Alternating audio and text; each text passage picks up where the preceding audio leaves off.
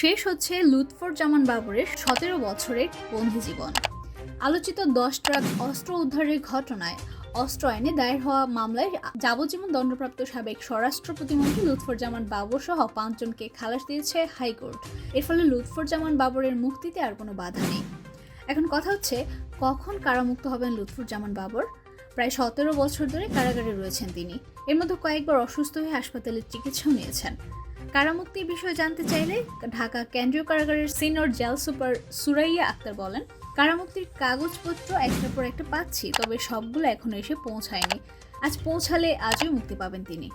এদিকে death reference, মৃত্যুদণ্ড অনুমোদন ও আসামিদের করা আপিলের উপর শুনানি নিয়ে মঙ্গলবার ১৪ জানুয়ারি হাইকোর্টের বিচারপতি মুস্তফা জামান ইসলাম ও বিচারপতি নাসরিন আক্তারের সমন্বয়ে গঠিত বেঞ্চ এ রায় ঘোষণা করেন।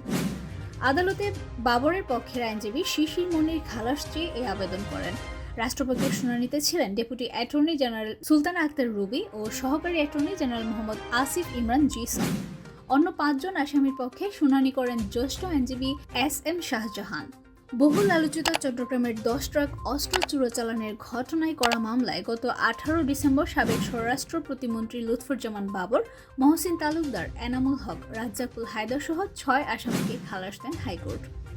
মৃত্যুদণ্ডপ্রাপ্ত অন্য ৬ আসামির সাজা কমিয়ে ১০ বছর ধরে কারাদণ্ড দেন আদালত।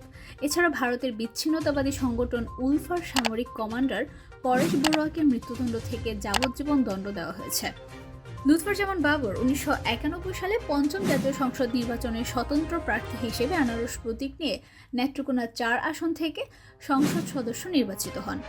এরপর ১৫ ফেব্রুয়ারি ১৯৯৬ সালে ৬ষ্ঠ ও ২০০১ সালে ৮ম জাতীয় সংসদ নির্বাচনে বাংলাদেশ জাতীয়তাবাদী দলের প্রার্থী হিসেবে নেত্রকোনা ৪ আসন থেকে সংসদ সদস্য নির্বাচিত হন।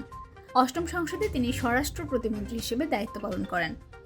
১২ জুন ১৯৯৬ সালের ৭ম জাতীয় সংসদ নির্বাচনে বাংলাদেশ জাতীয়তাবাদী দলের প্রার্থী হিসেবে ও ২০০৮ সালে ৯ম জাতীয় সংসদ নির্বাচনে স্বতন্ত্র প্রার্থী হিসেবে আনারস প্রতীক নিয়ে নেত্রকোনা ৪ আসন থেকে নির্বাচনে লড়ে তিনি পরাজিত হন।